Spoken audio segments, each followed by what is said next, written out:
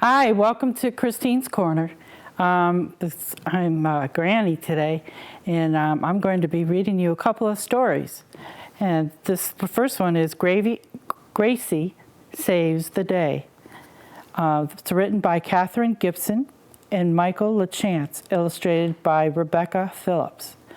I have permission to read this book, and sit back and relax, and I'm going to read you the story of Gracie Saves the Day. You see Gracie, she's got a baseball hat on and a baseball glove, so I'm assuming she loves baseball. It's dedicated to Alyssa and Kaylee Zukowinski, the kindest and coolest girls she knows. Okay. Penelope Taylor was the meanest, crankiest girl in the whole school. She thought she was perfect.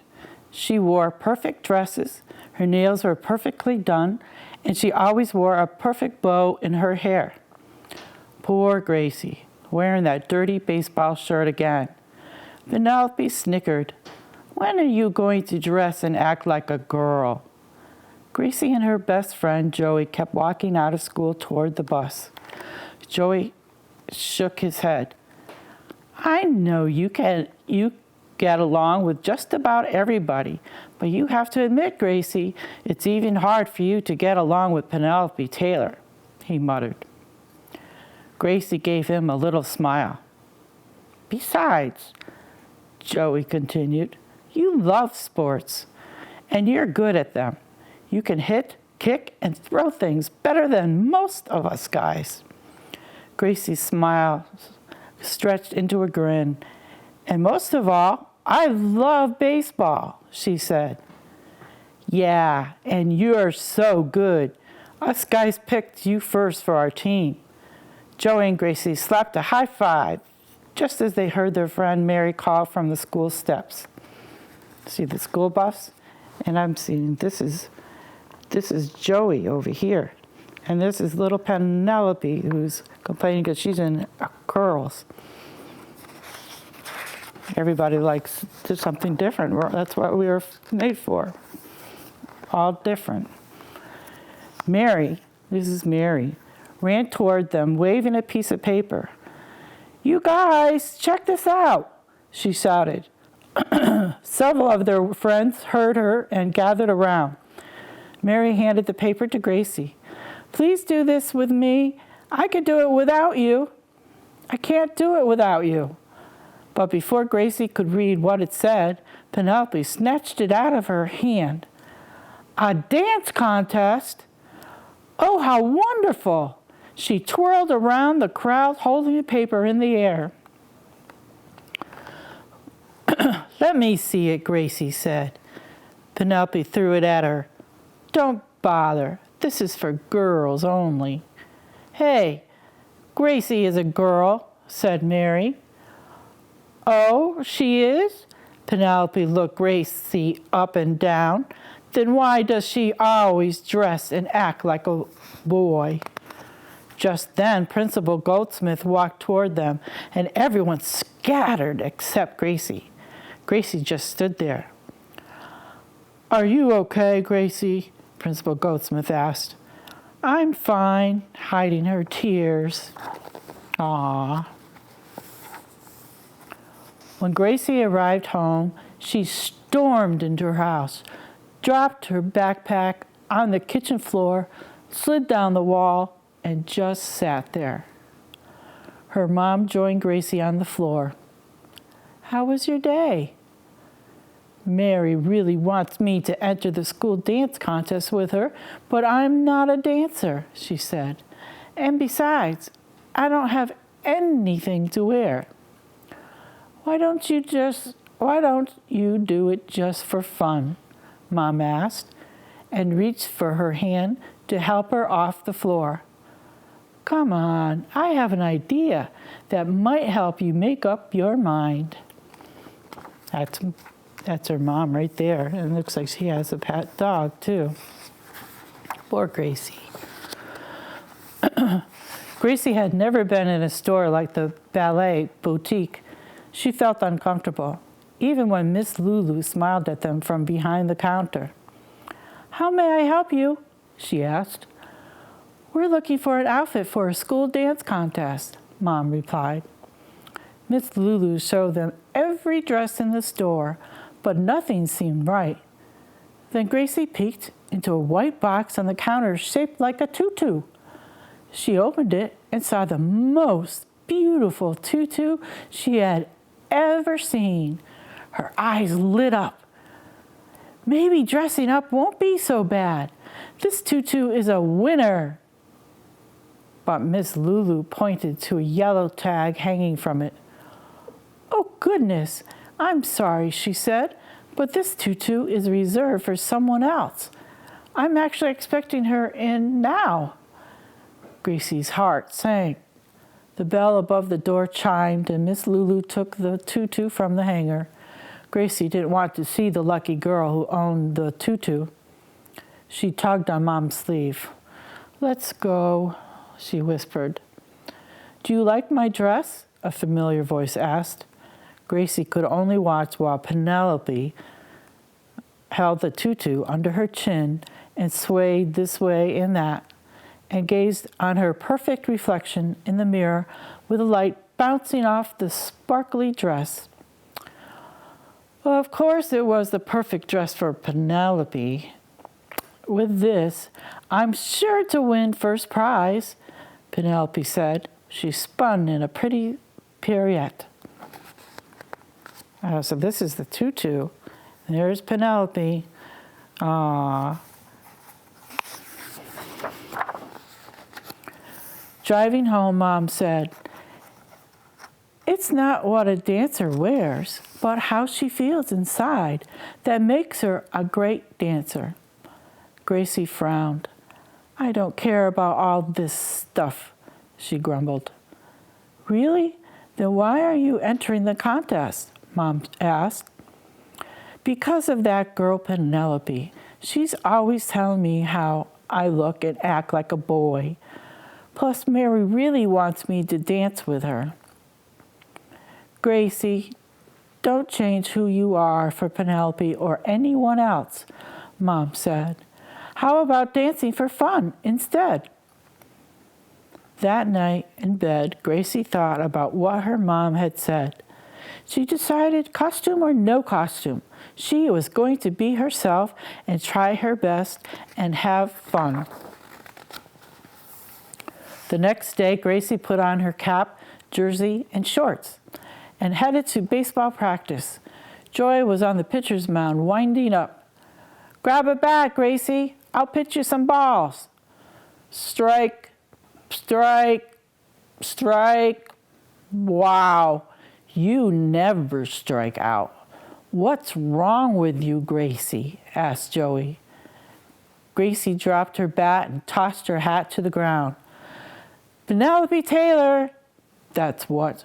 She's always teasing me about what I wear and what I do." Joey jogged in front of the pitcher's mound. When he got close, he said, "So what? You're a team player with Penelope, and Penelope's not. You're a friend no matter what people look like or what they wear. We like you just the way you are." Gracie smiled slowly, then turned and sprinted away. Over her shoulder, she called back, "Thanks, Joey. You're the best. I gotta go. I have to practice a dance routine at Mary's." There's Mary at her house. Gracie rang the doorbell to apartment 12C. Mary answered the door. "Come on in," she said. "Mom, Gracie's here. We're going outside to practice." "Wait a minute," said her mom. "I have something for you." She handed Mary a brown paper bag. Mary reached inside and pulled out a tutu. It wasn't brand new, but it still sparkled. She gave her mom a big hug and slipped it on. "Do you like it, Gracie?" Mary asked. "Yes, you look great," Gracie said.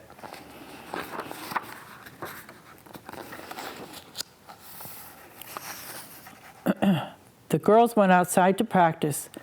Mary helped Gracie create a simple but good routine, then practice her own, more complicated one. Gracie tried her best, but she kept tripping over her own feet. Mary stopped to help her every time. "Just keep practicing," she said. "You'll get it." Soon a group of kids from the apartment circled around them and clapped while they danced. Suddenly a voice spoke out from the crowd. "Mary, is that what you're wearing for the school dance contest?" It was Penelope again. "You can't win wearing that old tutu," Penelope said. Then she turned to Gracie. "And you should stick to baseball." Ignoring Penelope, Gracie put her arm around Mary.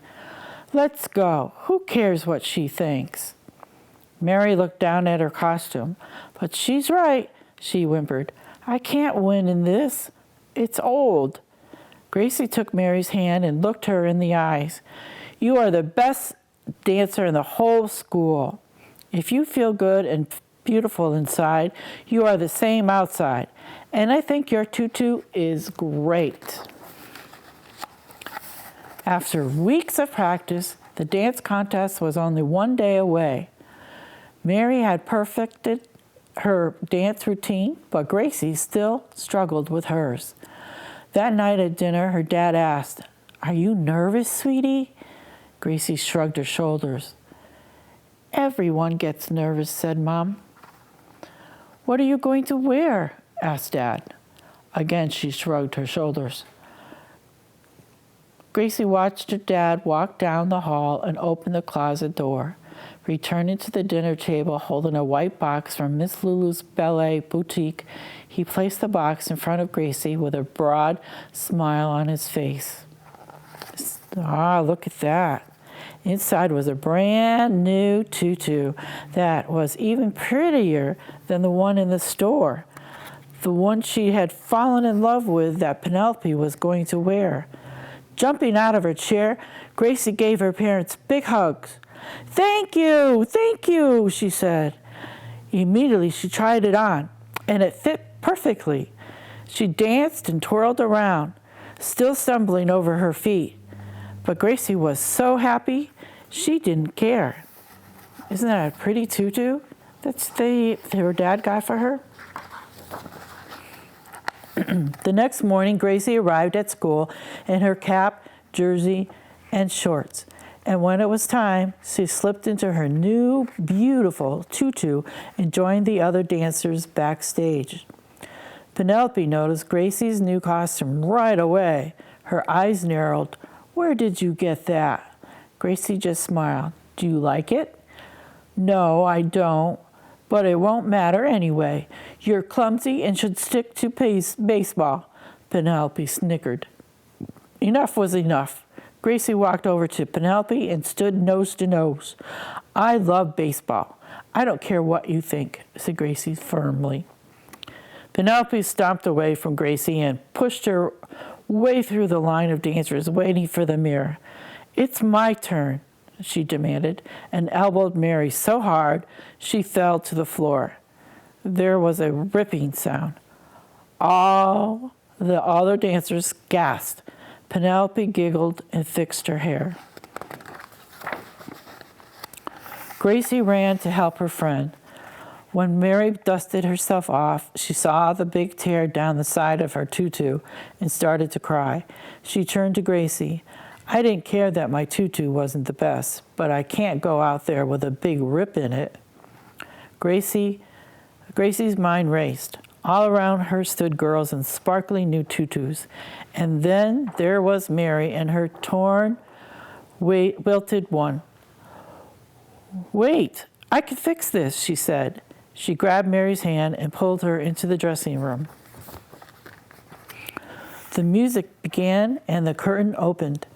One by one, each girl went out and danced her very best. The announcer then called for Gracie. Her song started to play. She ran out on the stage dressed in her baseball cap, jersey, and shorts, and danced her routine just the way Mary had taught her. See, she came out in her baseball uniform. Wasn't that nice? She gave her tutu to her friend. Everyone was surprised and confused. Penelope laughed and pointed as she danced. Gracie didn't care. She was having fun.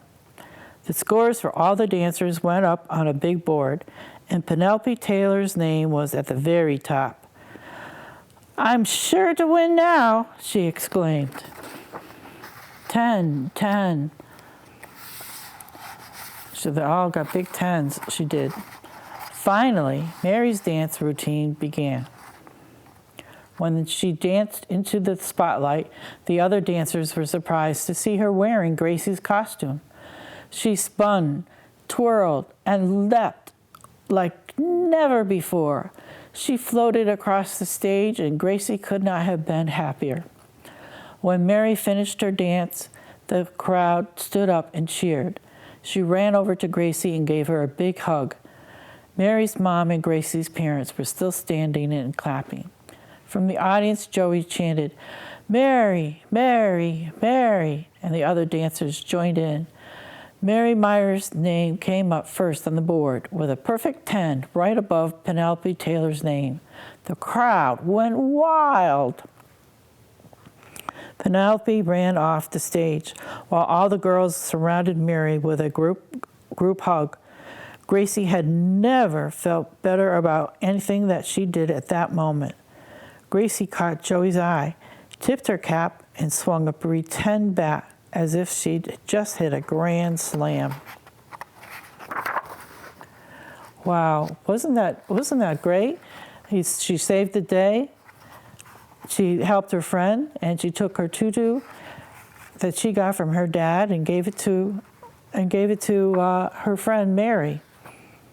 And she beat out Penelope. And Gracie, she wore her baseball uniform because, just being yourself is what it's about. Not what material things, or what someone else is wearing. It's you, yourself, personally inside. And you have confidence in yourself, like her friend said. Gracie loves baseball, and that's what she wore. I have one more book, but I don't think I'm going to get to the whole thing.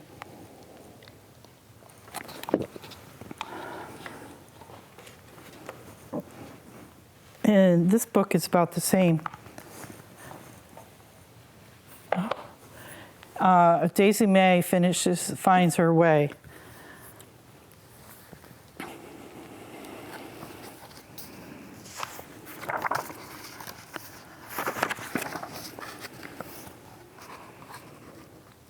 Boom, smash, crash.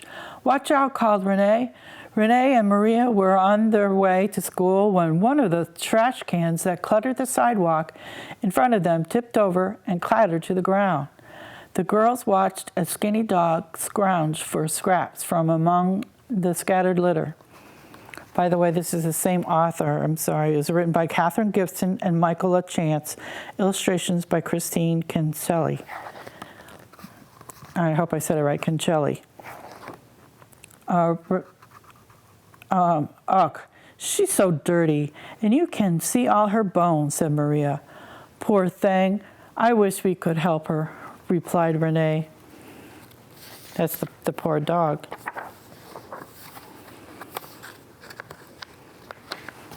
This year, Renee's class was on the second floor. She walked in and sat down in a chair next to the window.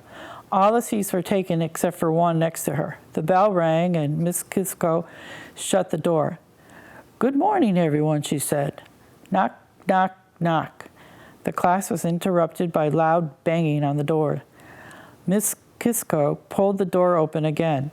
There stood Butch. "You're late on the first day of school.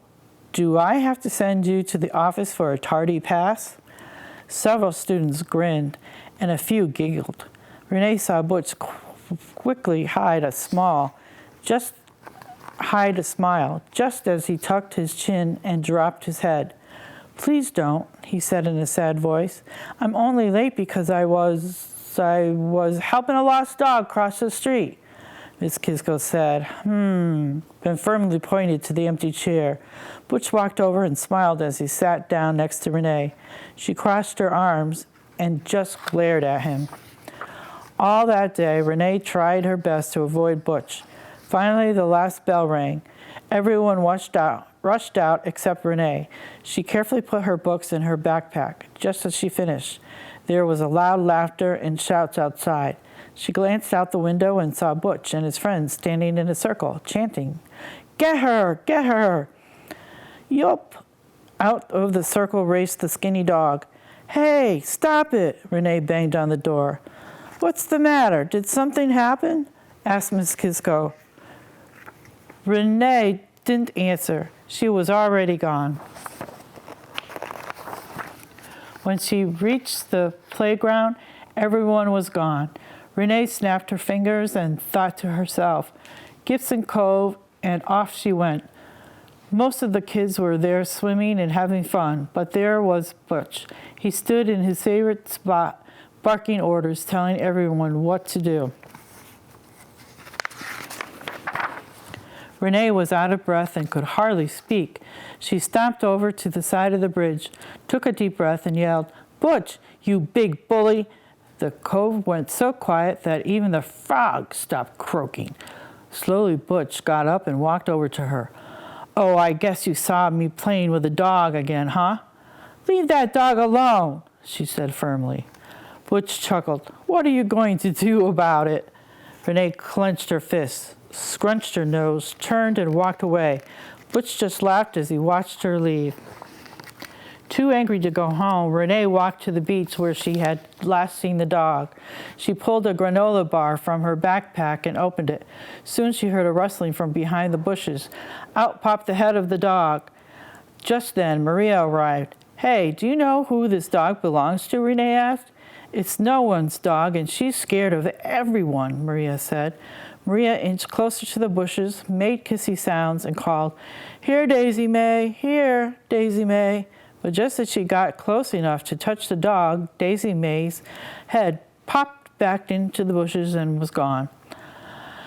"I've been coming here every day with treats, but she's still afraid of me," Maria sighed.